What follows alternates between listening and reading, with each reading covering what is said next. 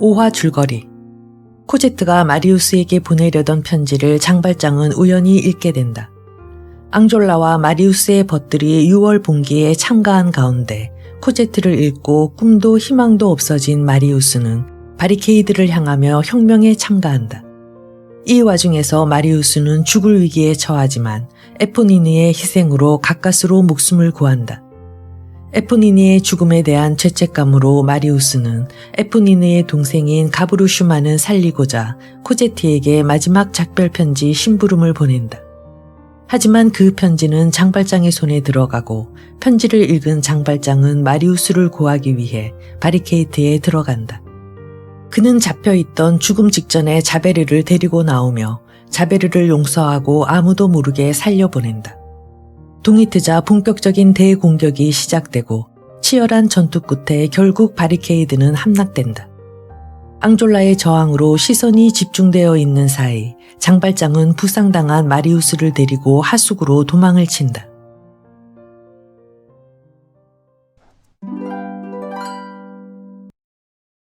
잠시 후 빠른 걸음으로 약 100보가량 걷다가 벽에 부딪혔다. 고개를 숙이고 걷다가 벽에 부딪힌 것이다. 눈을 치뜨자 뿌연 햇볕이 들어와 다가가자 뚜렷한 출구에 도달했다. 출구를 찾았으나 홍해 문은 튼튼한 철책으로 열리고 닫힌 기색이 없이 자물쇠가 채워져 있었다. 자물쇠는 붉게 녹이 슬어 이중으로 잠겨있는 듯했다. 오른편에는 하류 쪽으로 이어진 다리가 보이고 왼편에는 상류 쪽으로 앵발리드 다리가 보였다. 밤이 되면 도망하기에는 적당한 장소였다. 장발장은 마른 바닥에 마리우스를 내려놓고 철책 있는 곳으로 걸어가서 미친 듯이 문살을 흔들었지만 움직이지 않았다. 장발장은 모든 방법을 동원해 문을 열려고 했지만 하나도 움직이는 것이 없었다. 그는 쓰러지듯 머리를 쳐박고 주저앉았다. 막힌 출구는 그의 고뇌의 마지막 한 줄기였다. 한참 멍하게 앉아있는 그의 어깨에 하나의 손이 얹히더니 둘이 나눠 먹자는 속삭임이 들렸다. 눈을 뜨니 자기 앞에 작업복에 구두를 손에 든 사나이가 서 있었다. 발소리를 내지 않기 위해 맨발이었다. 장발장은 잠시의 주저도 없이 그 사내가 테나르디에라는 사실을 알았다. 잠시 침묵이 흐르자 테나르디에가 눈을 깜빡이며 이맛살을 찌푸렸다.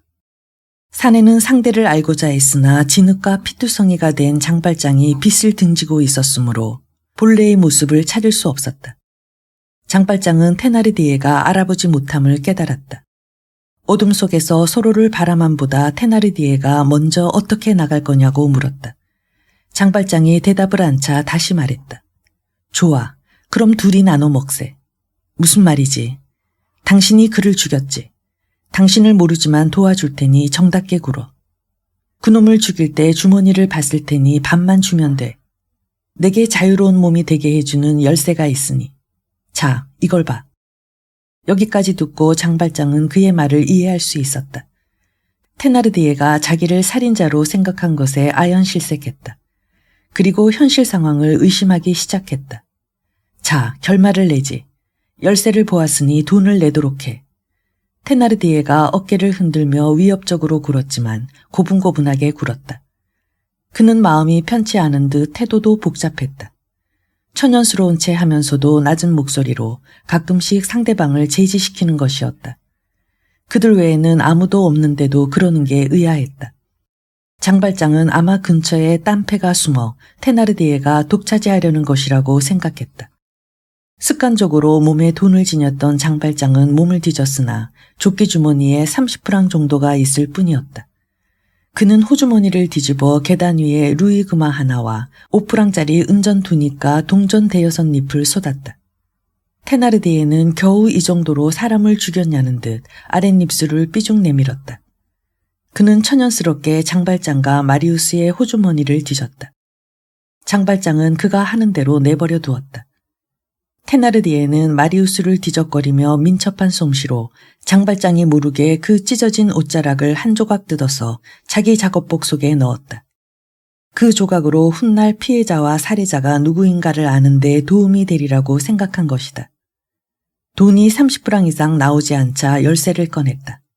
자, 이제 나가야지. 여기는 나갈 때는 돈을 내야 하네. 돈을 냈으니 나가도 돼. 그는 웃으며 주위를 살피더니 자물쇠를 열었다. 소리 없이 부드럽게 문이 열리자 장발장은 밖으로 나갔다. 그들은 밖으로 나와 두개 자리했다. 어둠과 공포가 물러가고 주위엔 신선하고 자유로운 공기가 가득 차 있었다.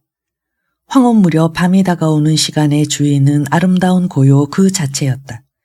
장발장은 머리 위에 빛나는 그림자를 쳐다보며 엄숙하고 맑고 산뜻한 분위기에 잠겨드는 듯했다. 그는 엄숙한 하늘의 고요함 가운데 황홀과 기원 속에 잠겨 있었다. 그러다 갑자기 마치 의무감에 돌아온 듯 물을 떠서 마리우스의 얼굴에 뿌렸다. 마리우스의 눈은 떠지지 않았으나 반쯤 열린 입으로 약한 숨결이 통했다. 장발장은 또다시 강물에 손을 넣으려다 등 뒤에 누군가 있는 듯한 불안을 느꼈다. 과연 키가 훤칠한 사나이가 납덩어리 곤봉을 들고 자기 뒤에 서 있음을 알고 돌아보니 자베르였다. 구사일생으로 바리케이트에서 나온 자베르는 경시청에 가서 구두 보고를 한 뒤 즉시 자기 임무 수행으로 돌아갔다. 그의 임무에는 얼마 전부터 경찰의 주의를 끌던 샹젤리제 부근을 감시하는 일도 포함되어 있었다. 거기에서 테나르디에를 발견하고 그 뒤를 따른 것이었다. 장발장은 새로운 암초에 부딪혔다. 테나르디에로부터 벗어나자 자베르를 맞는 두 번째의 가혹한 재난이 기다렸다. 장발장의 변한 모습에 자베르는 알지 못했다. 팔짱을 낀 그는 작은 동작으로 곤봉을 쥐고 말했다. 거 누구야? 나요, 장발장.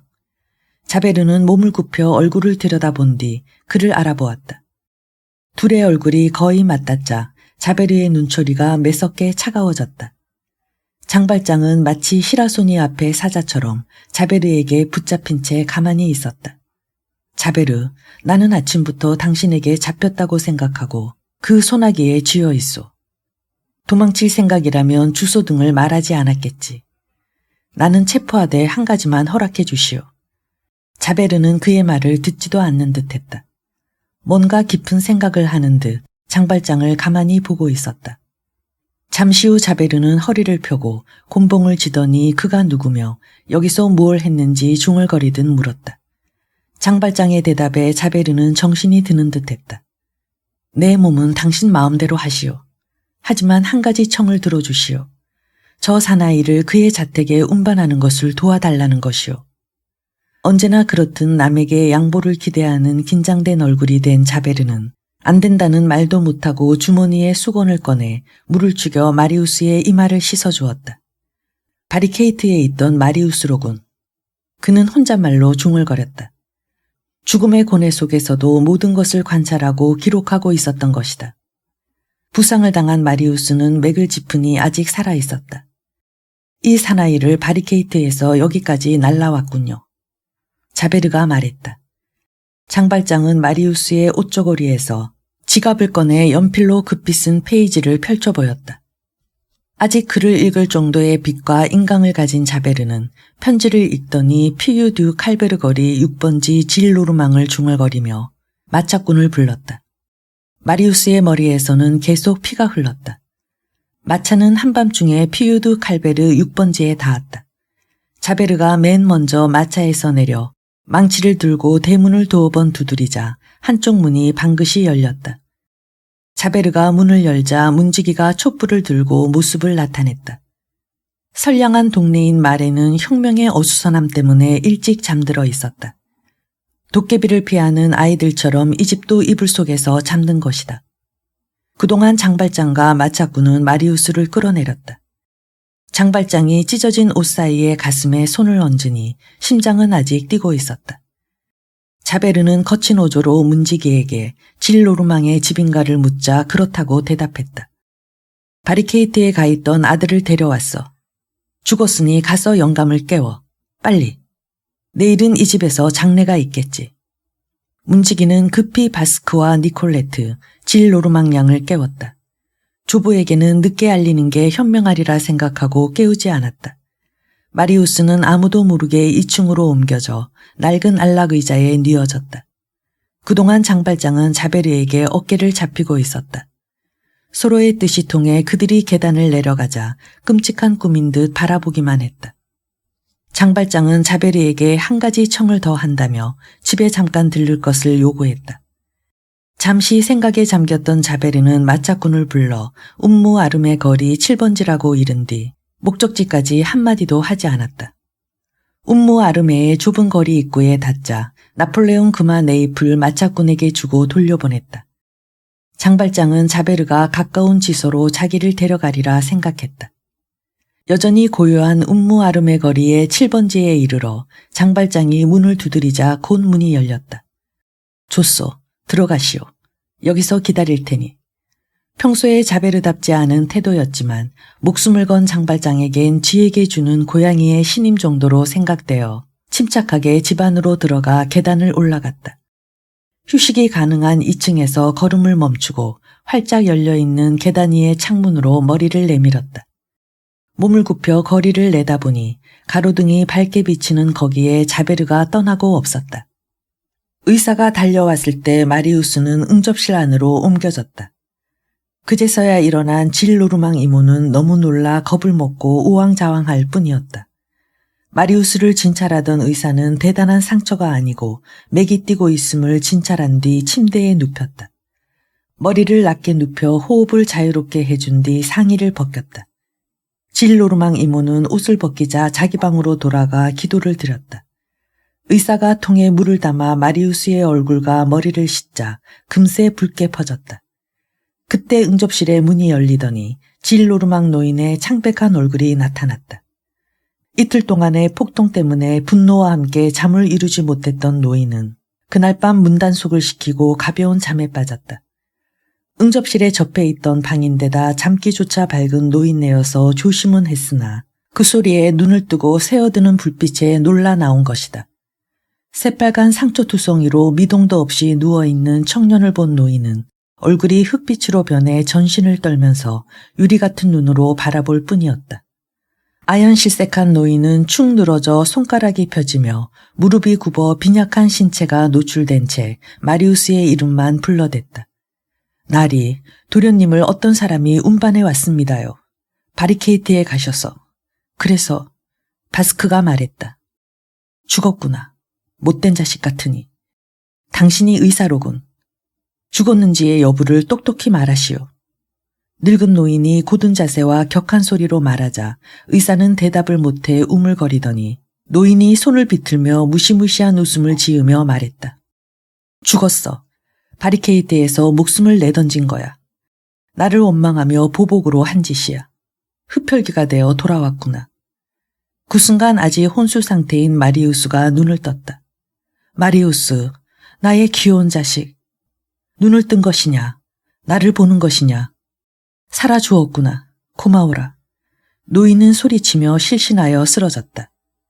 그 시간 자베르는 생전 처음 머리를 숙이고 뒷짐을 진 채 여유있게 옴무 아름의 거리를 떠났다. 그의 전신에는 침울함과 괴로움의 빛이 역력했다. 변화가 생긴 것이다. 그는 고요한 거리를 택해 일정한 방향으로 걸었다. 그는 세느 강가에 이르는 길을 따라 노트르담 다리 모퉁이에 이르러 걸음을 멈추었다. 세느강은 다리의 말뚝 때문에 급류가 급해 위험하므로 수부들이 두려워하는 장소다. 다리의 아침 밑에서는 크고 무서운 물결이 소용돌이 쳤다.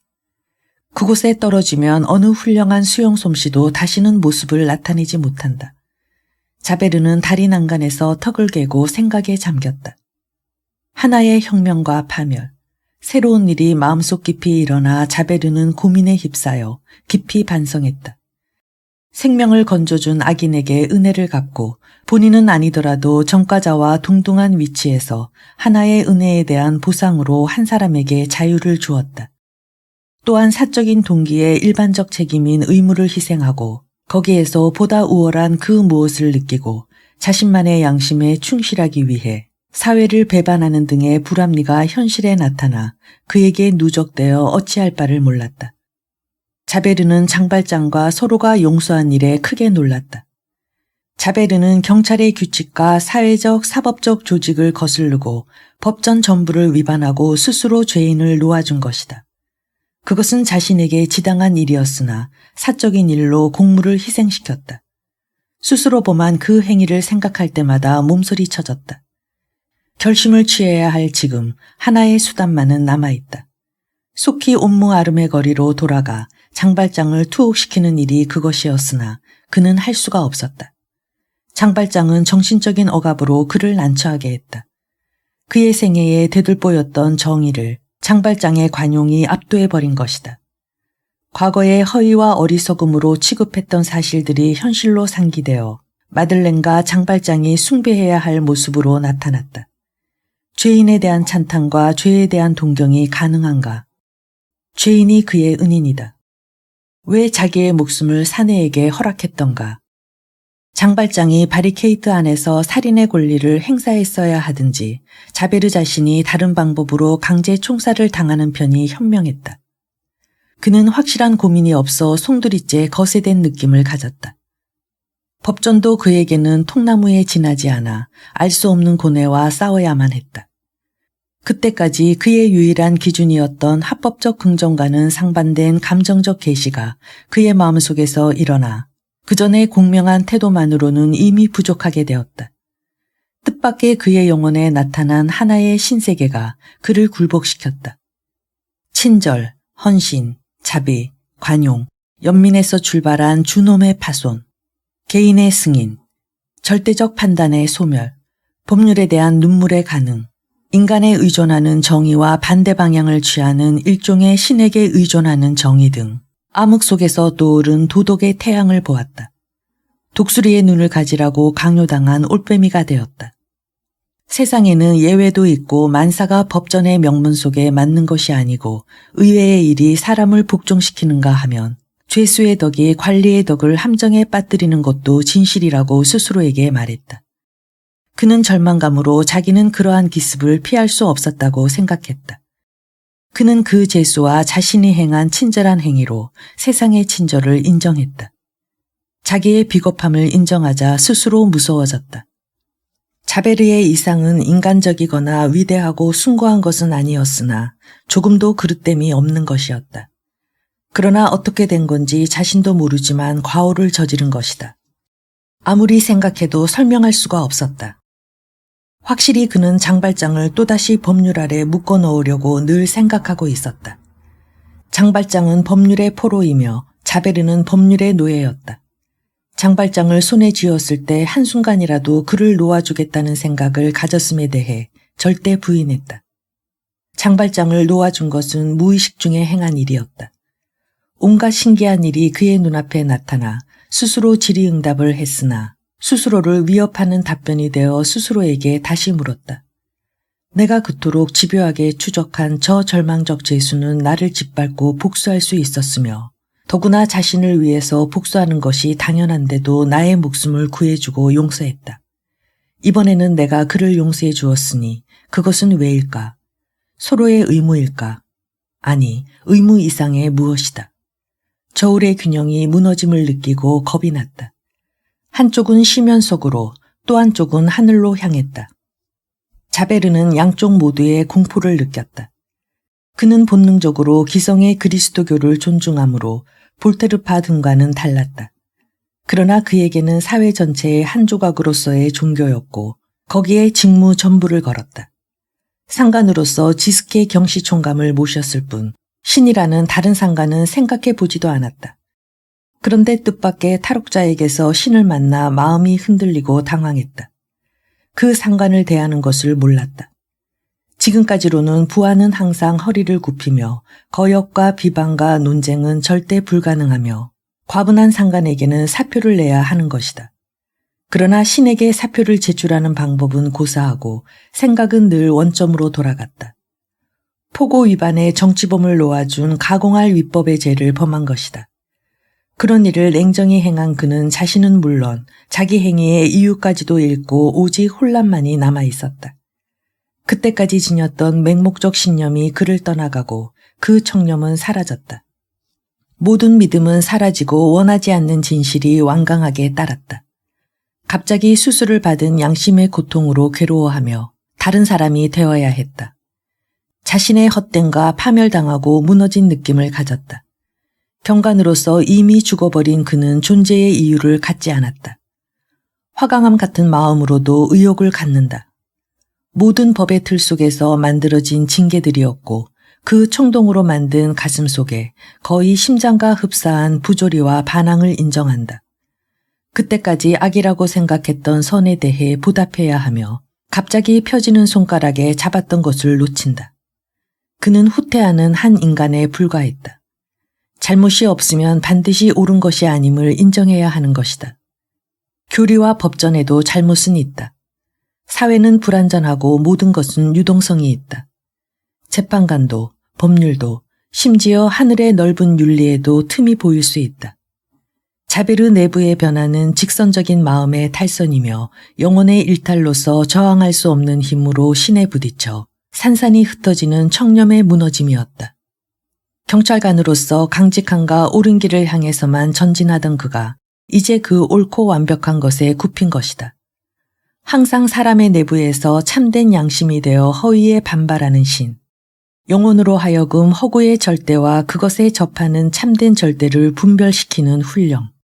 멸망하지 않는 인간성 등의 찬란한 현상과 인간 내부의 가장 아름다운 불가 사이를 간파하고 이해한 것인가. 그건 아니지만 그 이해할 수 없는 명백한 것에 눌려 살며시 열리는 두뇌를 느꼈다. 그는 그 기적에 희생이 되었다. 그가 본 모든 것은 존재의 극심한 어려움뿐으로 이후부터 그의 호흡은 영원히 방해받을 것 같았다. 머리에 미지의 것을 갖는다는 것이 그에게는 생소했다. 그때까지 자기 위에 가지고 있었던 모든 것은 아무런 미지와 어둠이 없는 깨끗한 표면과 같이 보였었다. 모두가 예측된 것으로 정확하게 범위가 정리된 것과 제한된 감금뿐이었다. 관원은 하나의 평범으로 아무런 추락과 현혹이 없는 것이다. 자베르가 보아온 미지는 도적과 악인, 죄인 등의 하층지대에 존재하는 것뿐이었다. 그러므로 너무 낯선 일에 출현해 당황해 나자빠졌다. 어찌된 일인가? 확보했던 모든 것이 송두리째 무너져 탈선되니 무엇을 믿을까? 사회적 틀의 결함이 한 재수에 의해 발견될 수 있을까? 법률의 정직한 공복이 한 사나이를 석방하는 죄와 그를 체포하는 죄 사이에 돌연히 끼어버릴 수가 있을까? 국가가 관리에게 주는 훈련 가운데에도 막다른 골목이 있는 것인가? 아, 그것들은 모두 실제의 일이었던가? 형벌 아래 굴복하던 옛 악인이 불쑥 일어서서 정당하게 변했던 것도 진실이었는가? 법률도 모습을 바꾼 죄악 앞에서는 용서를 빌면서 물러서야 하는 것을 믿어야 하는가? 그렇다. 그것은 사실이었다. 자베르는 그것을 직접 보고 만져서 부정할 수 없었을 뿐 아니라 혼돈 속에 빠졌다. 그것은 현실이었으며 그 변화는 실로 저주할 일이었다. 만일 진실이 그 직분을 지킨다면 법은 증명하는 일밖에 하지 않을 것이다. 왜냐하면 진실을 세상에 보내는 것은 신이니까. 그러나 마침내 무정부주의까지 하늘로부터 내려오려고 한단 말인가. 형법 판결, 타당한 재판소의 결정, 관청의 지혜, 정치적 및 개인적 안녕에 입각하는 모든 신조, 국왕의 대권, 사회의 절대권, 공공진리 등이 모두 파편이 되고 먼지가 돼서 혼미했다. 질서의 감시인이며 경찰의 엄격한 종복으로 사회를 지키는 개였던 자베르 자신도 패배에서 고꾸라지고 말았다. 그 모든 폐허 위에 녹색 모자를 쓰고 후광을 받은 한 사나이가 서 있었다. 그가 빠져버린 창란 상태는 그러한 것이었고 그의 영혼 안에 있는 무서운 환상도 그러한 것이었다. 그것은 견딜 수 없는 것이었다. 그러나 헤어날 수 있는 두 방법이 있었다. 장발장에게 달려가 그를 지하 감옥으로 돌려보내는 것과 또 다른. 자베르는 난간을 떠나 샤틀레 광장 구석의 초소 쪽으로 걸음을 옮겼다. 초소 안에 한 순경이 있는 것을 보고 안으로 들어가 명함을 보이고는 테이블 앞에 앉았다.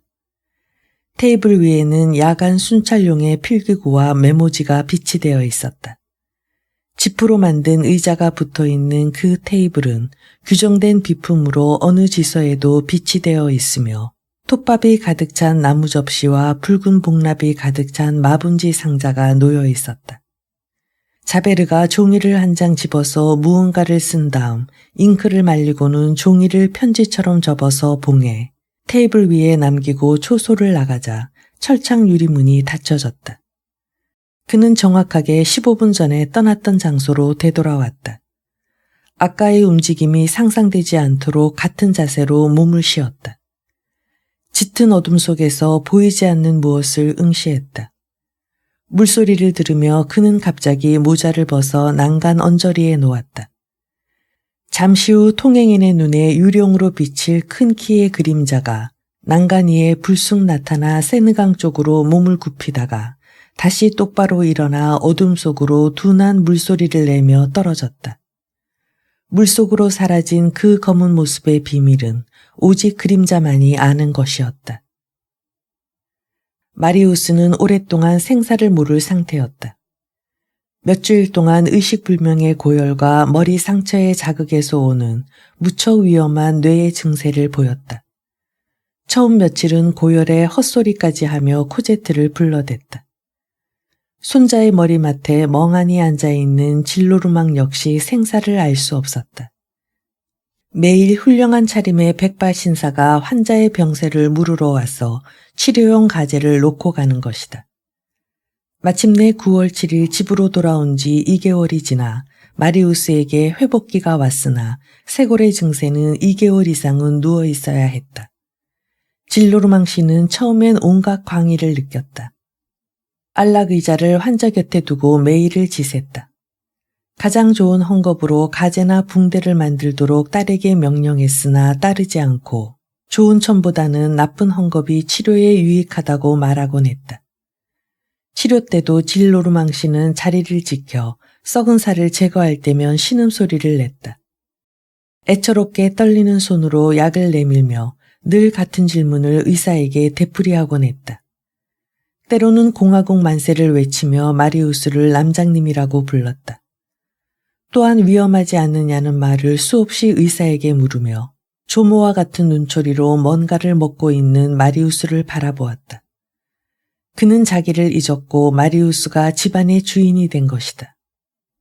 손자처럼 귀여운 어린애가 되어버린 노인은 환자에게 묻어난 신경을 썼다. 모든 것에 만족한 노인은 기쁨의 빛으로 부드러운 위엄과 함께 고상한 풍치로 정다움을 주었다. 그러나 마리우스는 간호를 받으면서도 코제트만을 생각하고 있었다. 열과 인사불성의 상태가 지나간 이후 그의 넋은 이미 코제트에게 가 있어 이름도 부르지 않았다. 코제트의 소식은 전혀 몰랐고 샹브르리 거리의 사건도 한 조각 구름밖에 되지 않았다. 에포니느나 가브로슈, 마베프, 또 테나르디의 집안 사람들, 바리케이트의 초연 속에 처참한 친구들의 모습만이 그림자로 떠올랐다. 그 피투성이 사건 속에 이상하게도 포시방 씨가 나타난 것은 수수께끼였다. 본인은 물론 주위 사람도 어떻게 마리우스의 생명이 구제되었는지 몰랐다. 그가 주위 사람에게 들은 것은 전세 마차로 밤중에 피유드 칼베르 거리에 운반되었다는 것뿐이었다. 모든 것이 막연한 관념의 안개일 뿐이었으나 그 속에서도 움직이지 않는 하나가 존재했다. 코제트를 만난다는 것은 생명의 관념으로서 모든 것을 받아들이리라고 마음속으로 결심했다. 자기를 억지로 살게 하려는 모든 것에게는 사라진 에덴 동산을 다시 돌려줄 것을 요구하리라고 단단히 결심했다. 거기에 대한 장애는 스스로도 인정했으나 조부의 모든 친절과 자애도 그의 마음을 빼앗거나 풀어줄 수는 없었다. 그는 조부의 부드러운 태도를 자기를 달래려는 새로운 시도라고 생각하며 냉담하게 대했다. 조부는 가련한 늙은 미소를 허비할 뿐이어서 마리우스는 아무 말도 없는 지금은 온화하지만 코제트 얘기가 나오면 가면을 벗은 진면목이 나오리라 생각했다. 그때는 감정상의 문제와 현실적인 장애가 까다롭게 대두되어 심한 반대와 거절이 있으리라 예상했다. 마리우스는 생명을 되찾자 옛 상처가 되살아나 과거를 생각했다. 폭메르시 대령을 조부와 자기 사이에 세워 부친에 대해 그처럼 부정하고 야박했던 자에게 참된 호의를 바랄 수 없다고 생각했다. 건강해짐에 따라 조부에 대한 완고함이 되돌아와 노인은 마음이 아팠다. 조부는 밖으로 나타내진 않았지만 손자가 집에 돌아와 한 번도 할아버지라 부르지 않아 서운했다. 원래 타인과 같은 존칭으로 부르지 않았지만 할아버지 외에 다른 호칭도 사용하지 않고 완곡하게 돌려서 말을 하는 등 위기는 확실히 다가오고 있었다.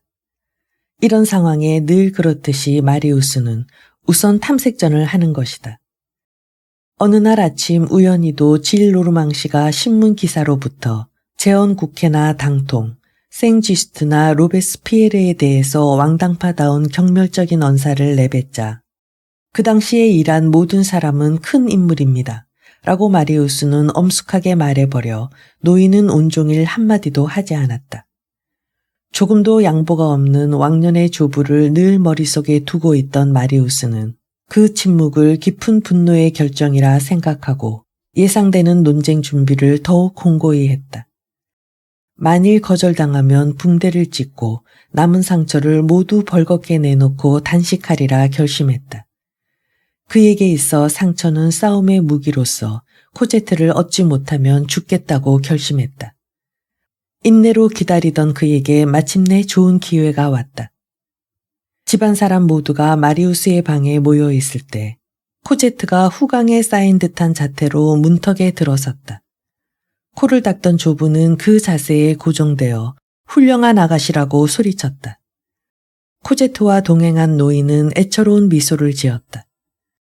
검은색 양복에 흰 타이를 맨 훌륭한 차림의 이 노인은 포실방, 즉 장발장이었다. 문지기는 이렇게 훌륭한 시민이 기절한 마리우스를 운반한 사람이리라 상상도 못했다. 그러나 문지기는 코제트와 함께 들어선 포실방을 보고 어쩐지 본듯한 얼굴이라고 아내에게 말했다. 포실방은 책을 겨드랑이에 끼고 문턱에 서 있었다. 책을 싫어하는 질노르망 이모는 니콜레트에게 낮게 물었다. 저 사람은 늘 저렇게 책을 끼고 있나 봐. 그래, 저분은 학자야. 그런 일이 무슨 상관인가. 내가 아는 블라르라는 사람도 꼭 저와 같이 낡은 책을 안고 다니지. 이를 들은 질노르망 씨 역시 작은 음성으로 대답하며 높은 음성으로 포실방 씨를 불렀다. 이는 질노르망 씨의 귀족적 버릇이었다. 포실방 씨, 손자인 마리우스 퐁메르시 남작을 위해 따님께 결혼을 청하는 것을 영광으로 생각합니다. 포실방이 머리를 숙이자 조부는 마리우스와 코제트 쪽을 향해 축복하듯이 두 팔을 벌리고 외쳤다. 서로의 사랑을 허락한다. 체면 차릴 건 아무것도 없으니 터놓고 다정하게 지내거라. 말을 마친 그는 두 젊은이의 손을 잡았다. 정말 훌륭한 아가씨야. 어리지만 기부인이야. 선천적 후작 부인인데 아까워. 눈썹도 훌륭하고. 알겠나? 너희들은 참된 길을 밟고 있다는 것을 머리에 새기고 서로 사랑하는 거야. 사랑이란 어리석지만 신의 지혜이니 서로 사모해라.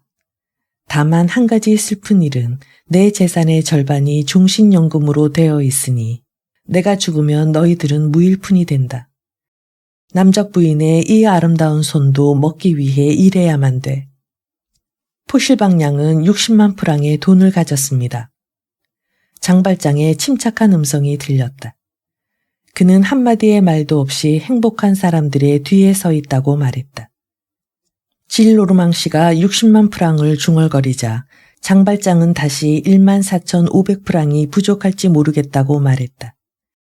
그리고 책 모양의 포장을 테이블 위에 놓고 손수 포장을 풀었다. 그것은 한 묶음의 지폐로서 세어보니 모두 58만 4천 프랑이었다. 질노르망과 딸은 그것을 보고 감탄했다. 이것으로 만사가 잘 됐다. 마리우스, 부호의 딸을 만났군. 이젠 이모도 젊은 사람의 사랑에 왈가왈부할 수 없겠어. 남학생은 60만 프랑의 여학생을 발견했다. 미소녀는 로드차일드 이상의 일을 한단 말이야.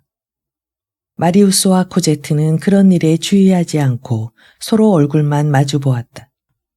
커다란 환희의 감정 이면에 마리우스에겐 큰 근심이 있었다. 날짜를 정해 결혼을 준비하는 동안 고통스러운 지난 일을 조사시켰다. 그는 테나르디에와 자신의 생명을 구해 운반해준 미지의 인물 등 여러 방면으로 은혜를 잊고 있었다.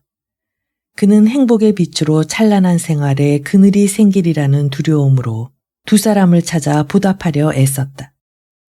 행복한 미래에 들어서기 전 모든 부채와 과거를 청산하고 싶은 심정이었다. 악한 이였던 테나르디에였으나 퐁메르시 대령을 구했다는 사실이 조금도 흐려지지 않았으며 지구상의 누구에게나 하나의 도둑에 불과했던 그가 마리우스에게만은 달랐다. 또한 마리우스는 워터루 전쟁터의 사정을 전혀 몰랐으므로 아버지의 생명의 은인으로 되어 있는 테나르디에에게 감사할 의무가 없다는 특별한 사정을 전혀 몰랐다. 테나르디에는 아주 종적을 감춰버린 듯 아무도 찾아내지 못했다. 또 자신을 살려준 사람에 대해 처음엔 수사가 진행되었으나 갑자기 막혀버렸다. 6월 6일 밤 피유드 칼베르 거리에 마리우스를 태웠던 전세마차를 발견했는데 그 마부가 다음과 같이 말했다.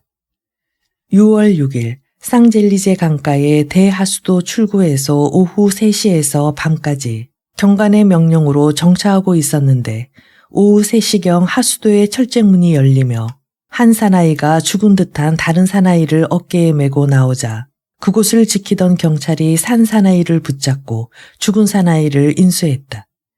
경관의 명령으로 마부는 그들을 마차에 태워 피유드 칼베르 거리로 가서 죽은 사나이를 내렸는데 그가 바로 마리우스였다. 그리고 둘은 또 마차에 올라타고 아르시브의 문에서 몇 발자국 떨어진 곳에서 멈추어 돈을 받고 돌려보내졌다. 몹시 어두웠던 그 밤에 경관은 다른 사나이를 어디론가 데리고 갔는데 그 이후는 모르는 내용이다. 그런데 마리우스는 바리케이트에서 쓰러질 때 누군가 붙잡아 준 것 외에는 아무것도 기억하지 못했다. 조부댁에서 의식을 회복한 그는 전혀 추측이 불가능했다. 마부가 말하는 사나이가 자신임은 확실하나 샹브르리 거리에서 쓰러진 자기가 왜 세느강둑에서 경관에게 발견되었으며 누가 하수도를 지나 샹젤리제까지 운반하는 헌신을 했단 말인가. 마리우스는 그 사나이를 찾고 있었으나 아무런 종적이나 단서도 없었다. 마리우스는 경찰에는 비밀로 하다가 마침내는 경시청까지 탐색을 진전시켰다. 경시청에서는 전세마차의 마부만큼도 그 사건을 알지 못했다. 6월 6일 하수도 철문에서의 체포는 전혀 알려지지 않았다. 경시청에서는 그것을 마부의 날조로 간주했다. 마리우스는 수사에 도움이 되리라 생각하고 보관했던 상의를 조사하니 소매가 묘하게 찢겨 있었다. 어느 날 밤 마리우스는 이 일련의 일들을 코제트와 장발장에게 말했다. 그런데 포실방 씨의 냉담한 표정에 화가 난 그는 떨리는 음성으로 외쳤다. 네, 그는 어떻든 간에 거룩한 사람입니다.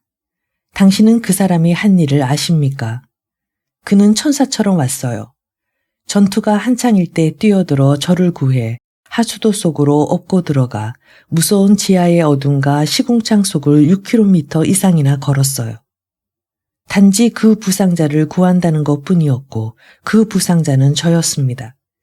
게다가 그는 아무런 보수도 기대하지 않았습니다. 저는 하나의 폭도에 지나지 않았어요. 아, 만일 코제트의 60만 프랑이 내 것이라면.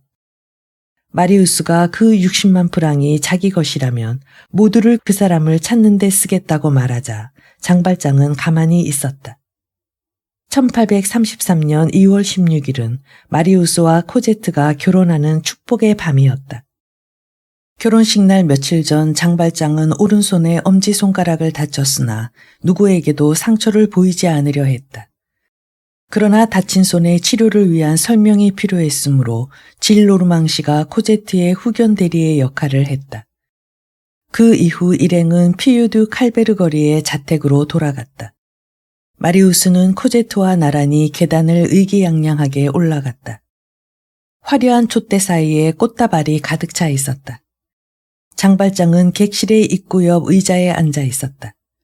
모두들 식당으로 들어가려 할 때 코제트는 갑자기 생각난 듯 그의 옆으로 다가서서 공손히 경의를 표하더니 다정하고 깜찍스러운 눈초리로 바라보며 기쁘지 않느냐고 물었다. 기쁨의 표시로 웃음을 원하자 장발장은 밝게 웃었다. 잠시 후 바스크가 식사 준비가 끝났음을 보고하자 손님들은 코제트와 축하 인사를 주고받은 뒤 정해진 식탁 주위에 둘러앉았다. 신부의 좌우에 있는 두 개의 커다란 안락 의자에는 질 노르망과 장발장이 앉도록 되어 있었다. 모두 자리에 앉았으나 포실방의 자리가 비어 있어 두리번거리다가 바스크에게 포실방이 어디 있는지 물었다. 포실방 씨는 손의 통증이 심해져 남작 부부님과 같이 식사할 수 없겠으니 부디 양해하시도록 말씀 아래어 달라고 하셨어요. 그리고 내일 아침에 오시겠다며 방금 나가셨습니다. 그 빈 안락 의자 때문에 잠시 결혼잔치에 흥이 식었으나 질 노르망 씨가 두 사람 몫을 도맡아서 흥을 돋우었다. 이날 밤의 향연은 흥겹고 화기애애하고 즐거웠다. 할아버지의 도도한 흥은 이 연애 전체의 기조가 되어 모두가 흥겨운 태도에 장단을 맞추었다. 얼마가 지나 잠잠해지자 신랑 신부는 물러가고 자정이 좀 지나서 질 노르망 씨의 집안은 조용해졌다. 그 시간 장발장은 집에 돌아와 촛불을 켜들고 계단을 올라갔다. 투색마저 거기에 없어 그의 발소리는 어느 때보다도 더 시끄러웠고 찬장은 물론 옷장도 모두 활짝 열려 있었다. 코제트의 친구는 아무도 사용할 수 없게 되어 있고 그녀가 소중히 여기던 물건들도 모두 가져가 버리고 남은 것은 커다란 가구와 사면의 벽뿐이었다. 그는 붕대를 맸던 오른손을 마음대로 사용했다. 그는 자기의 침대로 다가가 한시도 곁에서 떠난 적이 없던 조그만 가방 위로 시선을 떨구었다. 그리고 주머니에서 열쇠를 꺼내 가방을 열었다. 조그맣고 긴 옷, 목도리, 튼튼한 어린이용 구두, 두툼한 메리아스로 된 속옷, 털실 스커트와 양말, 앞치마 등 모두가 검정색으로 된 것이었다. 장발장은 코제트를 위해 이 모든 것들을 몽페르메유까지 갖다 주었다. 그는 가방 위에 물건들을 꺼내 놓으며 회상에 잠겼다. 겨울철 코제트와 함께 지냈던 몽페르메유 숲의 날씨와 수목, 해도 없었던 하늘을 생각했다. 그때의 즐거움을 되새기며 옷가지들을 침대 위에 늘어놓고 바라보았다. 여기에 이르자 그 백발의 머리가 침대에 떨어지고 가슴과 얼굴은 코제트의 옷 속에 파묻혔다. 만약 2층을 지나는 자가 있었다면 그 흐느낌을 들었을 것이다. 그의 혼미한 몽상은 밤새도록 계속되어 말도 없고 얼어붙은 듯이 꼼짝도 않았다. 결혼 이튿날은 한 쌍의 행복을 위해 모든 것이 존중되므로 방문과 축하가 늦게 시작되어 조금은 쓸쓸하기도 하다. 2월 17일 아침 바스크가 청소를 하는데 장발장이 문을 두드리며 남작이 깨어났는지 물었다. 팔은 좀 괜찮으세요? 포실방님이 오셨다고 여쭙겠어요. 아니, 내 이름은 말하지 말고 누가 좀 조용히 만나겠다고만 아래시오. 바스크가 나간 방에서 장발장은 창백한 얼굴로 그대로 서 있었다. 구겨진 검은 옷의 어깨는 하얗게 털이 일었다. 문소리가 들려 눈을 드니 마리우스가 환한 얼굴에 미소를 머금고 들어왔다. 아버님 오셨어요. 어쩐지 바스크의 표정이 이상하더니 12시 반인데 코제트는 아직 자고 있어요. 포실방에게는 마리우스의 아버지란 말이 최고의 행복을 의미했다. 항상 그들 사이에 냉담하고 거북스런 철벽이 허물어지고 코제트에게와 동일하게 아버지가 될 정도로 마리우스는 도취되어 있었다. 뵙게 되어 정말 기뻐요. 어제 아버지가 안 계셔서 너무 쓸쓸했어요. 그래, 밤새 안녕하셨어요. 손은 좀 나으셨어요. 자기의 물음에 스스로 만족하면서 그는 말을 계속했다. 아버지에 대한 많은 얘기를 나누었어요. 코제트의 사랑이 대단해요. 여기에 아버지의 방이 마련돼 있다는 걸 잊지 않으셨겠죠. 저희들은 이제 운무 아르메가 싫어졌어요. 오늘은 함께 점심 식사를 해주세요. 네. 사실은 한 가지 이야기할 게 있다네. 나는 전과자라오. 장발장의 말을 이해하지 못해 마리우스는 멍하게 있었다. 장발장은 오른팔을 풀어 엄지손가락을 보였다. 손에는 아무런 상처 자국도 없었다. 나는 결혼 피로연에 어떻게든 불참하려 했고 결혼 서약에 위중을 않고 서명을 피하려고 거짓말을 한 것이네. 마리우스가 더듬거리며 이해하지 못하자 다시 얘기를 계속했다. 나는 절도죄로 19년간 감옥살이를 했다네. 다음에도 역시 절도죄로. 그리고 재범으로 지금까지 난 탈옥자인 셈이지. 마침내 마리우스는 장발장이 말한 이상까지 이해하기 시작했다. 그는 마음속에 전율을 느끼며 눈앞에는 자기에게 주어진 하나의 끔찍한 숙명과 어른거리는 미래가 머리를 스쳤다. 그럴 리가. 모두 말씀해 주십시오. 내 이름은 포실방이 아니라 장발장이라네. 코제트와는 아무런 연고도 없으니 안심해도 되네. 마리우스가 믿겠다는 대답을 하자 그것을 인정한 듯 장발장은 계속 말했다. 코제트는 그저 지나가다 만난 사람일 뿐 아무 관계가 없다네. 10여 년 전만 해도 그 애의 존재도 몰랐으나 내가 그 애를 사랑하고 있음은 사실이네. 보통 사람의 마음처럼 늙은 나도 어린 소녀를 보고 할아버지 같은 생각으로 사랑하게 된 것이네. 고아였던 코제트는 나 같은 사람이라도 필요했고 그 때문에 나는 그 애를 사랑하기 시작했지. 어린이란 연약한 것이어서 아무라도 보호자가 될 수 있어. 내가 코제트의 보호자 노릇을 해왔던 것이지. 이런 하찮은 것이 선행이라면 그렇게 해두세. 코제트가 내 생활에서 떠난 지금 두 사람의 행로는 달라져 아무런 관계도 없어졌네.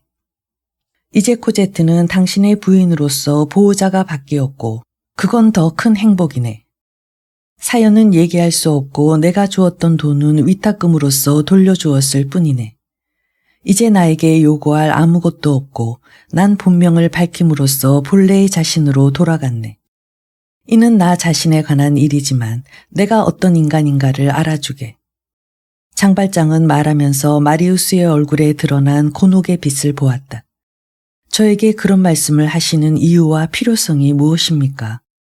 수배나 추적을 당한 것도 아니니 혼자서 비밀을 간직해도 좋잖아요.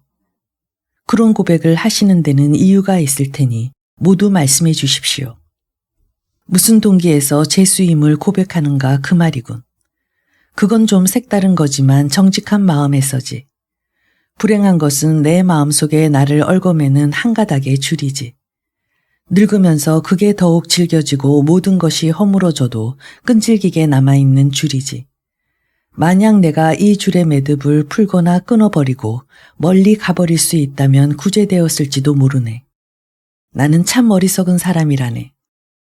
당신 부부는 나의 방을 마련했고 부인은 아버지를 환영하여 모시도록 할 것이며 조부께서 만족하시면 여기에 가만히 있으면 되는 것이지. 퐁메르시 부인의 손을 잡아주고 온 가족이 한 식탁을 쓰고 겨울에는 난로가에 여름에는 산책을. 그 이상 무슨 행복이 있겠는가. 모두 한 식구로 살아간다. 말을 마친 장발장의 얼굴이 갑자기 사나워졌다. 팔짱을 끼고 방바닥을 뚫어지게 쳐다보며 그의 목소리가 갑자기 격해졌다. 모두 함께. 천만에. 난 아무 식구도 없네. 당신 집안의 식구가 아니며 세상 사람들의 어느 집안 식구도 아니네.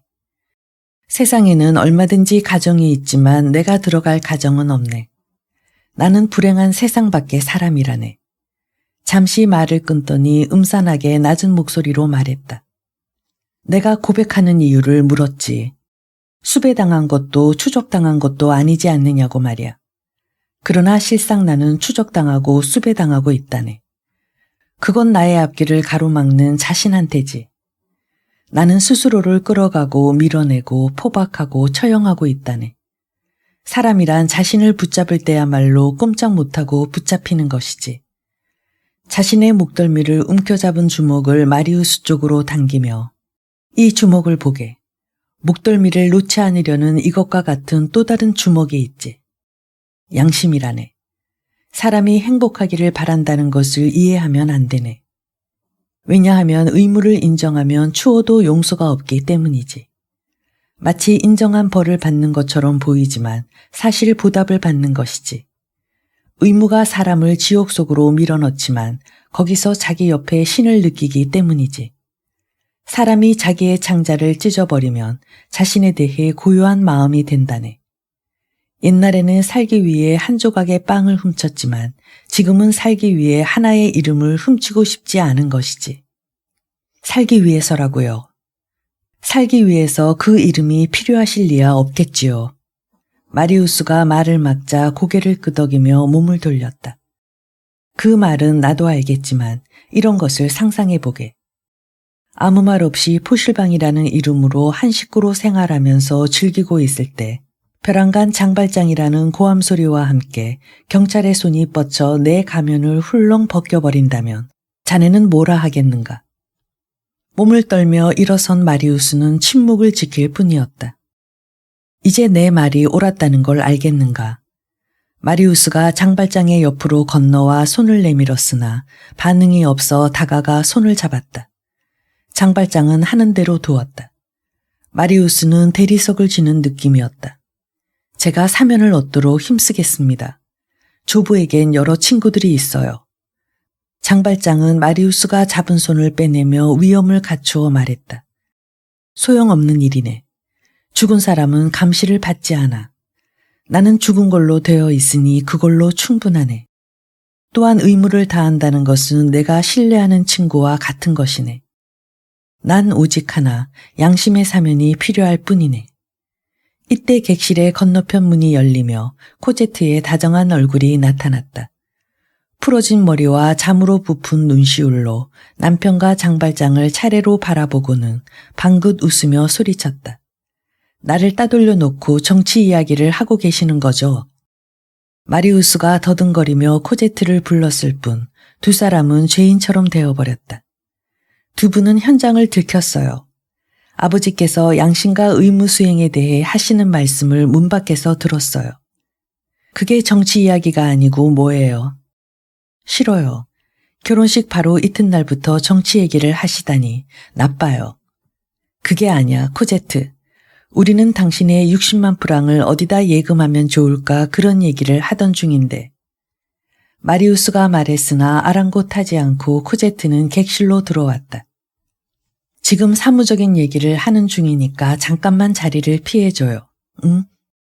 숫자 이야기여서 당신은 곧 실증이 날 거야. 아니에요. 당신 얘기예요. 잘은 모르겠지만 열심히 듣고 있겠어요. 뜻은 몰라도 사랑하는 이의 목소리로 충분해요. 당신과 같이 있고 싶으니 그렇게 해주세요. 네. 내가 좋아하는 당신이지만 그건 안 돼요. 안 된다고요? 좋아요. 가겠어요. 아버지도 제 편이 아니시군요. 아버지도 당신도 모두 폭군이에요. 할아버지에게 말하겠어요. 하고는 가버렸다. 잠시 후 문이 다시 열리더니 홍조 띤 얼굴로 화가 난다고 소리치고는 문을 닫았다. 문이 꼭 닫혔음을 확인한 마리우스는 만약 코제트가 알게 된다면 하고 중얼거렸다. 장발장은 전신을 떨며 혼미한 눈으로 응시했다. 코제트가. 자네는 코제트에게 이야기하겠지. 사람이란 한 가지 것에 대해서는 강해도 다른 것에 대해서는 약하다는 걸 미처 생각지 못했군. 제발 한 가지만 약속해주게. 그 아이에게는 말하지 않겠다고. 자네만 알고 있으면 돼. 코제트가 얼마나 놀라겠는가. 죄수라니. 그 애에겐 감옥살이 하던 사람이라는 것을 설명해 줘야 하네. 그 아이는 어느 날 사슬에 묶인 한때의 죄수들이 지나가는 것을 본 일이 있었네. 그는 의자에 쓰러져 얼굴을 가리고는 어깨를 들썩였다. 안심하십시오. 비밀은 저 혼자서만 간직하겠습니다. 그는 한동안 생각에 잠겼다가 입을 열었다. 고맙네. 모든 것이 끝났으나 한 가지가 남았네. 모든 것을 알고 난 주인으로서의 자네는 지금부터 내가 코제트를 만나면 안 된다고 생각하는가. 그러는 게 현명하겠습니다. 쌀쌀한 마리우스의 대답을 들은 장발장은 다시는 만나지 않겠다고 중얼거리며 문으로 걸어가 문고리를 잡았다. 문이 열리자 잠시 서 있던 장발장이 문을 닫으며 마리우스에게로 돌아섰다. 난 그 애를 만나러 오는 걸 바라고 그럴 수 있길 간절히 원하네. 만약 그게 아니었다면 자네에게 이런 고백 없이 그냥 떠났을 거네. 코제트가 여기에 머무르고 있으므로 모든 걸 말했네. 이해가 되는가? 나쁘지 않다면 잠깐씩 가끔이라도 좋네. 그 이상 소원은 없네. 조심스러운 일이나 전혀 왕래가 없다면 더욱 이상해서 나쁜 결과가 올지도 모르지. 저녁에 오는 방법이 최상이겠지. 저녁마다 오셔도 좋습니다. 코제트에게 기다리도록 하죠. 장발장은 고마워하며 인사했다. 행복과 절망의 두 사나이가 문턱에서 헤어졌다. 행복하다는 것은 무서운 일이다. 그들은 그것에 만족하고 그것으로서 모든 것을 생각한다. 인생의 그릇된 목적인 행복을 소유함으로써 참다운 목적인 의무를 사람들은 그 얼마나 잊어버리고 있던 것일까. 그러나 마리우스를 비난하는 것은 부당하다. 마리우스는 얼떨결에 한 약속을 뉘우치며 가능한 한 장발장과 멀리하여 코제트의 내리에서 지워버리기로 계획했다. 그는 정당하다는 판단을 실행할 뿐이었다. 그는 자기가 변론하게 되었던 어떤 소송 사건에서 우연히도 이상한 이야기를 듣게 되었다. 그러나 비밀을 지키겠다는 약속과 장발장의 위태로운 처지를 고려해 깊이 캐묻지 않았다. 코제트는 이런 비밀에 대해 아무것도 몰랐다. 그녀는 거의 본능적이며 기계적으로 남편이 원하는 대로 하고 있었다. 가끔 그녀가 장발장을 이상하게 여기며 얘기할 때마다 마리우스는 안심시켜 주었다. 집에 안 계신가 봐. 여행 떠나신다고 하셨잖아. 물론 어느 날 훌쩍 떠나시기는 했지만 이처럼 오래 걸린 적은 없었는데. 그녀는 몇 번 니콜레트를 시켜 운무 아름의 거리에 아버지가 돌아오셨는지 확인시켰으나 오지 않았음을 알고 더 이상 묻지 않았다. 어느 날 저녁 소송 서류를 조사하려고 사무실에 들어가자 바스크가 편지 한 통을 들고 와 응접실에서 사람이 기다린다고 말했다. 코제트는 조보와 정원을 산책하고 있었다. 편지를 받아든 마리우스는 거기에서 하나의 세계를 환기시켜주는 담배 냄새를 맡고 재빨리 뜯어보았다. 남작각하, 만약에 천주께서 저에게 어떤 재주를 베푸셨다면 학사원 회원 테나르 남작이 되었겠지만 그렇게 못 되었소이다. 저는 다만 남작과 성이 같은데 지나지 않지만 그러한 점으로 각하의 호의를 입는다면 다행입니다. 베풀어 주실 후의에 대해서는 보답하겠습니다. 다름 아니오라 저는 각하와 관계 있는 어떤 개인에 관한 비밀을 지고 각하를 도와드릴 영광을 희망하는 자이므로 그 비밀을 각하의 처분에 맡기겠습니다. 남작 각하의 분부를 기다리겠습니다. 삼가 아래입니다. 편지에는 테나르의 서명이 있었다. 허위가 아닌 쥐려진 이름의 서명이었다. 그 횡설수설과 맞춤법이 의심할 여지 없음을 밝혀주었다. 마리우스는 놀라움과 기쁨을 함께 느꼈다. 이제 자신을 구해준 사람을 찾으면 바랄 게 없었다. 그는 책상 서랍에서 지폐를 집어넣고 초인종을 눌러 들어오도록 했다. 바스크가 방문자를 안내하여 테나르라고 소개하는 사나이가 들어오자 깜짝 놀랐다. 반백의 머리에 허름 하나 깔끔한 검은 복장의 사나이는 생면부지였다. 큼직한 코와 호박단 테두리에 안경을 쓰고 머리는 눈썹까지 내려왔다. 인사를 하는 사나이를 살피며 무슨 일이냐고 퉁명스럽게 물었다. 남작각하, 제 말씀을 좀 들어주십시오. 미국의 조야 마을에 단 한 채의 집이 있습니다. 저는 낡은 문명에 지친 왕년의 외교관입니다. 그래서 저는 야만인의 맛을 보고 싶습니다. 전 아내와 예쁜 딸과 함께 조야로 갈까 하는데 돈이 좀 필요합니다. 그게 나와 무슨 상관이오? 네, 제 말의 요점은 가깝게 팔 비밀을 가졌다는 겁니다. 마리우스는 상대방을 유심히 살피며 무언지 물었다. 우선 무보수로 말씀드리지요. 남자께서는 집안에 살인 강도범을 두고 계십니다. 마리우스가 펄쩍 뛰자 사나이는 태연자약하게 모자의 먼지를 털며 계속 말했다. 살인자이고 도둑입니다. 법률시효로 소멸되고 회계로 소멸되는 사실과 다른 현재의 사실로 사직당국에 알려지지 않은 사실을 말씀드리는 겁니다. 그자가 각하의 신임을 얻어 가명으로 집안에 들어온 겁니다. 그의 본명은 장발장이고 전과자입니다. 그 모든 것을 전부터 알고 있었소. 남장님의 말씀에 반대할 생각은 없지만 비밀을 알고 있는 건 사실입니다. 이것은 나 혼자밖에 모르는 것으로 부인의 재산에 관한 굉장한 것이므로 사실하는 겁니다. 싸게 2만 프랑만 주십시오. 마찬가지로 당신의 굉장한 비밀을 알고 있어. 또한 당신의 이름까지도 알고 있어. 하지만 오늘 저녁은 먹어야겠습니다. 20만 프랑만 주십시오. 그리고 저의 이름은 물론 아시겠죠. 테나르라고 말씀드렸고 편지에도 썼으니까요. 당신은 그 밖에도 노동자 종드레트, 배우 파방투, 시인 장플로, 스페인 사람 동 알바레스, 그리고 여자로도 변신해 발레자루 부인이라고도 하지. 몽페르메유에서 음식점도 하고 테나르디에라는 본명을 가진 악당이요. 네? 부인? 음식점? 당치도 않아요. 마리우스는 호주머니에서 지폐를 한 장 꺼내 그의 얼굴에 던졌다. 사나이는 감사함에 굽신거리며 지폐를 주워 살피더니 500프랑을 보고 어쩔 줄 몰라 하며 중얼거렸다. 어마어마한 지폐군요. 그리고는 잽싸게 머리를 젖히고 2개의 깃을 코에서 빼내 주머니에 넣고 눈을 반짝였다. 이제 좀 편히 합시다. 네, 각하 말씀대로 전 테나르디에입니다. 콧소리가 가신 뚜렷한 목소리로 등을 꼿꼿이 펴며 말했다. 테나르디에 씨, 나는 당신의 이름을 말했소. 이제 당신이 내게 알려주려고 온 그 비밀을 내가 말할까요?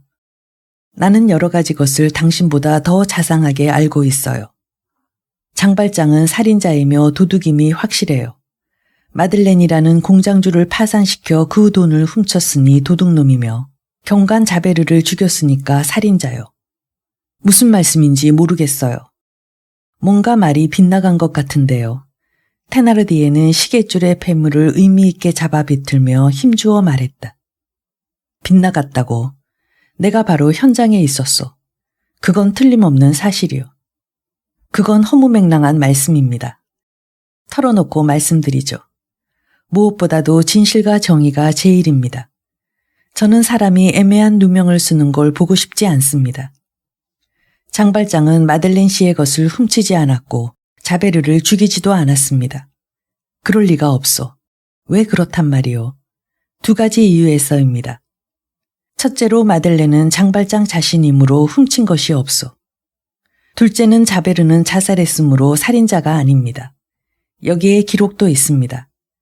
마리우스가 정신없이 증거를 요구하자 사나이는 주머니에서 겹친 종이가 든 커다란 회색 종이 봉투를 꺼내 보이며 침착하게 말했다.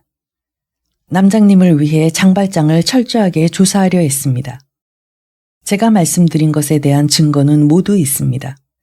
그것도 꾸밀 가능성이 있는 손으로 쓴 것이 아니라 인쇄된 증거물입니다. 사실에 대한 2가지 증거품으로서 누르스름하게 퇴색하여 담배 냄새가 풍기는 신문지를 마리우스에게 펴보였다. 이 2장의 신문 중 더 오래된 것은 1823년 7월 15일자에 드 라포블랑지로서 마들렌과 장발장이 동일 인물임을 확인해 주는 것이고 다른 신문은 1832년 6월 25일자의 모니테르지로서 자베르의 자살을 확증해 주었다. 그것은 자베르가 경시 총감에게 한 보고로서 자신이 샹브르리 거리의 바리케이트에서 포로가 되어 한 폭도의 손에 잡혔는데 그가 가졌던 피스톨을 공중에다 쏘아버리는 관대한 행위로 목숨을 건졌다는 내용이었다. 마리우스는 정신없이 읽었다. 그 속에는 정확한 사실과 날짜가 있어 의심할 여지가 없었다. 은행의 출납개원에게 들은 이야기는 거짓이며 그 자신도 잘못 알고 있었다. 장발장의 모습은 벼랑간 위대해져 구름 위에 떠올랐다. 마리우스는 환성을 지르지 않을 수 없었다. 그 가련한 사람은 훌륭한 사람이로군. 그 재산은 모두 그분 것이었군. 한 지방 전체의 수호신인 마들렌이자 자베르의 구출자인 장발장이로군. 실로 영웅이다. 성인이다. 아닙니다. 그는 성인도 영웅도 아닙니다. 침착하세요. 장발장은 마들렌한테서 훔치지 않았지만 역시 도둑이요. 자베르를 죽이지 않았지만 역시 살인자입니다. 아무래도 마찬가지요. 당신은 40년 전에 저지른 사소한 도둑질을 말하고 있어. 그건 그 신문에도 있다시피 해오와 극기와 덕의 생활로 속죄가 된 것이요. 살인과 도둑질이에요, 남작각하. 그리고 현재의 사실을 이야기하는 것이고요. 제가 지금 말씀드리려는 것은 세상에 드러나지 않아 아무도 모르는 거예요. 마리우스가 의자에 앉으며 그에게도 권했다.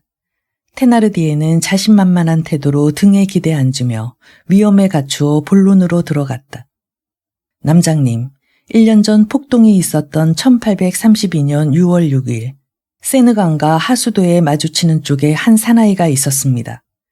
마리우스가 의자를 당겨 관심을 보이자 테나르디에는 상대방의 마음을 사로잡힌 것을 알고 말을 계속했다.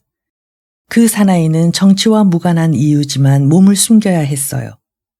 그는 하수도의 열쇠를 갖고 지냈는데 6월 6일 저녁 8시쯤 어둠 속을 걸어 자기에게 다가오는 발소리를 듣고 몹시 놀랐죠. 그 속에는 또 한 남자가 있었고 출구인 쇠살문은 바로 가까웠어요. 새어드는 빛으로 살인자라는 것과 등에 맨 시체를 확인했습니다. 그는 현행범으로서 도둑질을 한 다음 그 시체를 강에 버린 것임이 분명합니다. 왜냐하면 출입구의 쇠살문에 다다르기 전에 만났을 무시무시한 진창구덩이에 그 시체를 버릴 수도 있었지만 이튿날 청소부에게 발견되면 불리하므로 심한 어려움도 무릅쓰고 그대로 짊어지고 왔던 것입니다. 그 위험한 곳을 어떻게 빠져나왔는지 알 수 없어요. 하수도는 연병장과는 달리 숨을 곳이 없고 거기서는 누구든지 만나게 되어 있어서 그 두 사나이 역시 원치 않았지만 인사를 나누었죠. 내가 메고 있는 걸 알지. 밖으로 나가는 열쇠를 가졌을 테니 빌려주게.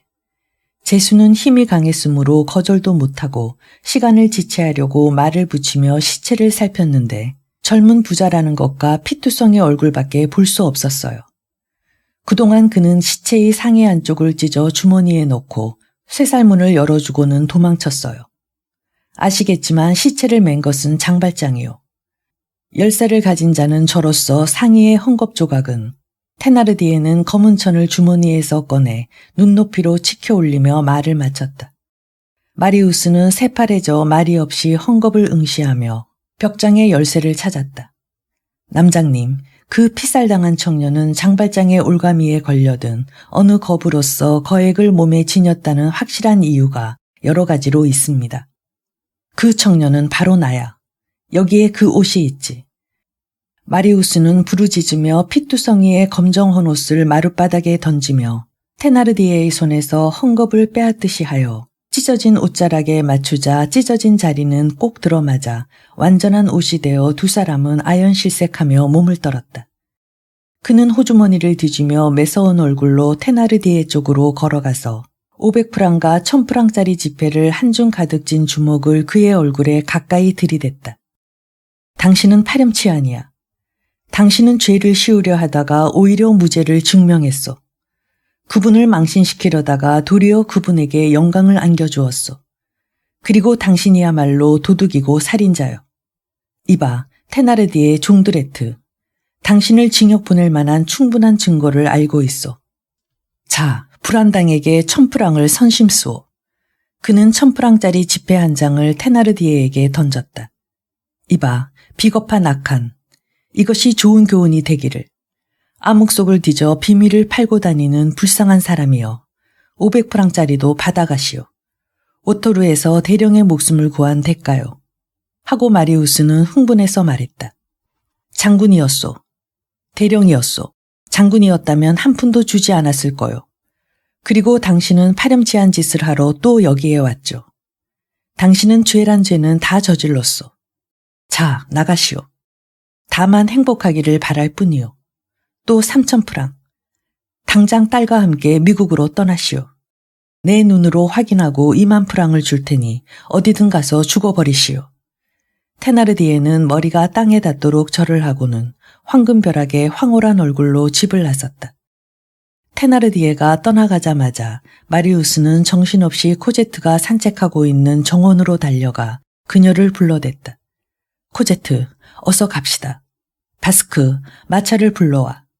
코제트, 내 목숨을 구해주신 건 그분이었어. 한시도 늦어서는 안 돼. 어서 쇼를 걸쳐요. 코제트는 실성하지 않았나 의심하면서도 복종했다. 두근거리는 가슴에 손을 얹고 진정시키다 마차가 도착하자 코제트와 함께 뛰어올라 운무 아름의 거리 7번지로 마차를 몰았다. 그토록 찾던 은인이 바로 당신 아버지야. 코제트, 가브로슈를 시켜서 보낸 내 편지를 틀림없이 그분이 받고 나를 구하러 바리케이트로 오신 거야. 어쨌든 그분을 집에 모셔 떠나지 못하게 해야 돼. 만날 수 있었으면 좋겠는데. 평생 그분을 존경하며 살아갈 테야. 가브로슈가 편지를 건넨 것이 그분이었으면 확실해. 이제야 모든 게 이해가 돼. 당신도 알겠지. 영문도 모르고 코제트는 옳다고 답했다. 마차는 계속 달렸다. 노크 소리에 장발장은 힘없이 들어오라고 대답하고 뒤를 돌아보니 방문이 열리며 코제트와 마리우스가 나타났다. 그는 눈을 빛내며 벌떡 일어나 양팔을 벌리자 코제트가 뛰어들었다. 초췌한 모습에 무한한 기쁨이 가득해 아버지란 소리를 들으며 안절부절 못했다. 마리우스가 떨리는 목소리로 아버님을 불러댔다. 오 하느님, 너희들이 왔구나. 그러면 모두 나를 용서해 준단 말이지. 고맙구나. 코제트는 숄과 모자를 벗어던지고 노인의 무릎에 앉으며 사랑스럽게 이마에 입을 맞추었다. 장발장은 당황하여 가만히 있다 더듬거렸다. 인간이란 참 어리석은 것이요. 난 이 아이를 못 만날 줄 알았소. 퐁메르시, 당신들이 들어왔을 때 모든 것이 끝났다고 생각했소. 코제트는 대묻듯이 말을 했다. 그처럼 저희들을 버려두시다니 참 나쁘세요. 전엔 늘 사나흘이 고작이었는데 도대체 어딜 가서 그렇게 오래 계셨어요. 니콜레트는 안 계시다는 대답뿐이었어요. 언제 돌아오셨어요? 왜 알리지 않으셨어요? 많이 변하셨군요. 아버지, 미워요. 괜찮으신 것도 몰랐어요. 마리우스, 아버지의 손을 만져보세요. 아주 싸늘해요. 당신도 와주었군, 퐁메르시. 나를 용서하는 건가? 장발장이 되풀이 말하자 마리우스의 가슴에 가득 차 있던 것이 출구를 얻은 듯 말문을 터뜨렸다. 코제트, 이분은 항상 이랬소. 나의 목숨을 구해주시고 당신을 내게 주신 후 자기 몸을 희생시켰소. 장발장은 낮은 음성으로 다음 말을 제지시켰으나 소용없었다. 하지만 당신은 왜 제 목숨을 구해주시고도 감추려 하셨습니까? 더욱이 자신의 경력을 말한다는 구실로 자신을 비방하는 건 너무 심합니다. 나는 진실을 말했을 뿐이라네. 진실은 일부분으로서는 안 됩니다. 당신께서는 모두를 말씀하시지 않으셨습니다. 마들렌이 자신이었고 자베르를 구했고 제 생명을 구한 은혜를 주시고도 말씀하지 않으셨어요. 왜냐하면 나도 당신처럼 생각했기 때문이지. 나는 물러나야만 했네. 만일 하수도 일을 알면 나를 곁에 머무르게 했음에 틀림없을 것이니 곤란했지. 무엇이 곤란합니까? 모든 걸 알았으니 저희들은 꼭 당신을 모시고 가겠습니다. 당신은 저희들의 아버지로서 이제 하루도 이 고독한 집에서 지내시게 할 수 없어요. 내일도 여기 계신다고 생각하시면 안 됩니다. 장발장은 내일이면 여기에도 당신의 집에도 있지 않을 것이라고 잘라 말했다. 무슨 말씀이세요? 이젠 여행도 허락하지 않겠어요. 이젠 저희들 곁을 떠날 수 없어요. 결코 당신을 놓아드리지 않겠습니다. 이번엔 꼭이에요. 마차를 대기시켜 놓았어요. 집엔 늘 아버지의 방이 마련되어 있고 바이올렛 빛깔의 작은 조가비가 섞인 흰 모래를 깐 예쁜 정원도 있어요. 장발장은 음악과 같은 마리우스와 코제트의 말을 멍하게 듣고 있었다. 이 아이가 와준 것은 신께서 친절하신 증거야. 코제트는 노인의 두 손을 감싸지다가 깜짝 놀랐다. 어머나, 손이 훨씬 싸늘해졌어요. 어디 편찮으세요? 내가 아픈 게 아니다. 다만 곧 죽을 거야. 소스라치게 놀란 그들은 돌처럼 되어 소리쳤다. 돌아가신다고. 아버님, 살아계셔야 해요. 사실 수 있어요. 제가 살게 하겠습니다, 아버님. 장발장이 머리를 들자 문소리가 나며 의사가 들어왔다. 잘 오셨습니다. 곧 이별입니다. 선생, 이쪽은 내 아이들이요. 마리우스는 의사에게 다가가 모든 의문을 포함한 뜻으로 선생님을 불렀다. 만사가 뜻대로 되지 않는다고 신을 원망하면 안 돼요. 슬픔뿐인 침묵이 계속되자 의사가 맥을 짚었다. 아, 이분에게 필요했던 것은 당신들이었습니다. 의사는 두 사람을 보며 말하고는 낮은 목소리로 마리우스의 귀에다 이미 늦었다고 덧붙였다. 장발장은 쾌활하게 마리우스와 의사를 보더니 알아듣기 힘든 말을 했다. 죽는 건 아무것도 아니야. 살 수 없는 게 무서운 거지. 그는 힘이 돌아오는 듯 일어나더니 정확한 발음으로 벽에 걸린 작은 동십자가상을 내리더니 태연하게 자리로 돌아왔다. 그것을 책상 위에 놓으며 큰 소리로 말하더니 푹 고꾸라지며 손으로 바지자락을 후비기 시작했다. 참으로 위대한 순교자야. 한동안 인사불성이던 그가 거의 완전하게 의식을 회복했다. 당신들은 좋은 사람들이야. 퐁메르시, 그 돈을 쓰지 않으려는 것이 지금 나를 괴롭히고 있네. 그 돈은 틀림없이 당신 아내의 것이네. 검은 구슬은 영국에서, 흰 구슬은 노르웨이에서 온 것으로 모두 이 종이에 적혔으니 읽으면 얼마의 돈이 남는지도 알겠지. 코제트의 재산은 전적으로 그의 것이네. 내가 이렇게 상세한 얘기를 하는 것도 당신 마음을 편안하게 하기 위해서야. 당신들을 만나 기뻐하는 이유 중에 하나도 그 때문이지. 문지기 여자가 올라와 들여다보자 의사는 나가라고 말했다. 상냥한 노파는 떠나기 전에 목사를 부를까 묻자 장발장이 머리 위에 한 곳을 가리키며 목사님이 한 분 계시다고 말했다. 어떤 모습을 보는 듯한 눈으로 두 사람에게 곁으로 오도록 표시했다. 분명한 임종의 최후 순간이었다. 둘 다 가까이 와. 난 너희들을 깊이 사랑한다. 이런 죽음은 고마운 거야. 코제트, 나에 대한 애정을 잘 안단다. 허리 밑에 쿠션을 넣어준 착한 마음도. 나를 사랑해주겠지. 나의 죽음을 정말 슬퍼하지 말고 조금만 울어주길 바란다. 너희들은 친구들에게 대접하며 마음껏 즐겨야 해. 어딘가 코제트에게 써놓은 편지를 읽거라. 나에겐 금과 금강석에 버금갈 은촛대 2개를 코제트에게 물려주겠다. 그건 교회 안을 전부 밝힐 수 있는 그 거룩한 촛대를 주신 분이 내 일을 만족해 하실지의 여부는 모르겠다만 나로선 최선을 다했다. 너희들이 내가 가난한 사람이란 걸 잊지 말고 어느 묘지 구석에 나를 묻고 표시만을 위한 돌을 세워다오. 유언이니 이름을 새기면 안 돼. 가끔 코제트가 찾아주면 기쁘겠지. 마리우스, 지금 고백하지만 당신을 늘 사랑했던 건 아니었단 걸 용서하게. 그러나 지금은 둘 다 나에게 단 하나이며 코제트를 행복하게 해주는 뚜렷한 애정에 깊이 감사하네. 마리우스, 저 애의 장밋빛 뺨은 나의 기쁨이었네. 코제트, 이젠 너의 어머니 이름을 말해줄 때가 온 것 같다. 판틴이라는 이름을 잊지 말아라. 많은 고생을 하면서도 너를 무척 사랑했던 어머니의 이름에 무릎을 꿇어야 돼. 지금 행복 중에 내가 가진 모든 것을 어머니는 불행 중에 가졌단다. 모두 하나님의 배려다. 아, 이젠 눈도 정확히 보이지 않아. 하고 싶은 말은 많지만 내 생각을 조금이라도 해다오. 너희들은 축복받은 사람들이야. 빛이 보여. 난 행복하게 죽는다. 가까이 오렴. 사랑스러운 너희들의 머리에 손을 얹게.